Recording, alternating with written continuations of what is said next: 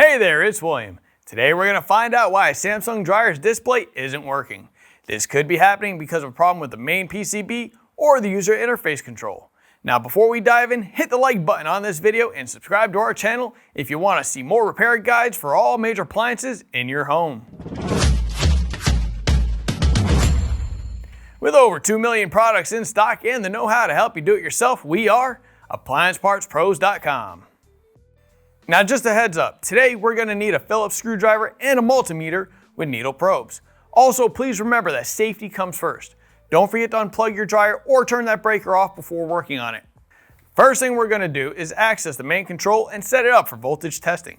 We're grabbing our Phillips screwdriver and removing the 2 screws securing the top panel at the back. Then we're moving the top panel to the back, lifting it up and setting it to the side. With that out of the way, we're using our Phillips screwdriver to remove the 3 mounting screws that hold the main control housing to the front and side frame. Then we can carefully rotate the main control so that we can get access to the wires and make sure no bare wires are touching any metal. Alright, we're going to be testing for live voltage at this point. Now before you try it, remember that extreme care should always be taken to protect yourself against electrical shock, which could potentially result in serious injury. Please do not test live voltage if you're uncomfortable using a multimeter. When you're ready, let's plug the power cord back in or flip that breaker back on. Then we can set our meter to volts AC, which looks like a V with a squiggly line. Now we're using our meter to test from the black wire at relay 1 to the brown wire at connection CN1. If you get 120 volts AC, like we see here, then we know the main control is receiving incoming voltage and will need to continue troubleshooting. So now we're going to test for the display voltage output from the main control. We're setting our meter to volts DC, which looks like a V with the dotted line. We are also going to go ahead and press that power button on the console. Then we're testing at the connection CN2.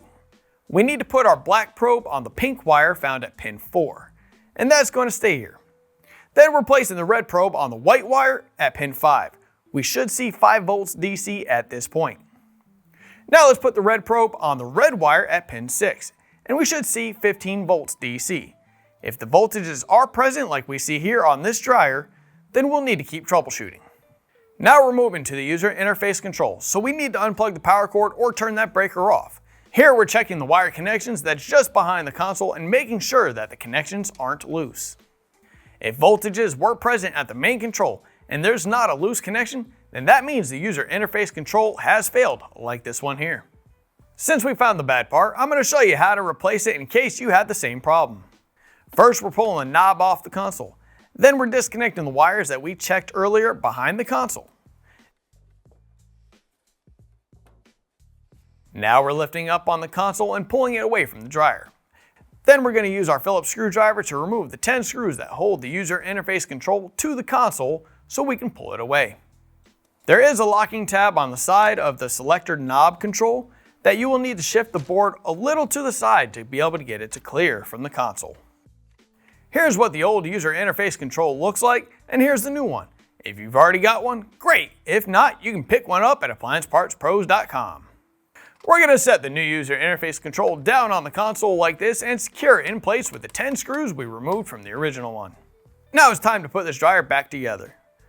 We're installing the console back onto the appliance, making sure that we connect the wires as we do so.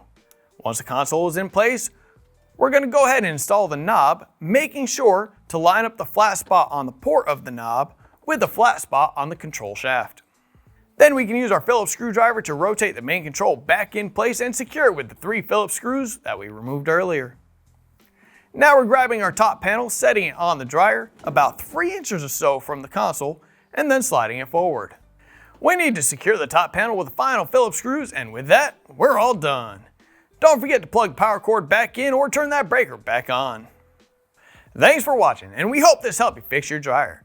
If you found the problem but still need a new part, grab your dryer's model number and head over to AppliancePartsPros.com. There you can easily order a replacement that should be at your door within just a few days. And if you still have questions about how to install your new part, contact us or check out our other video guides.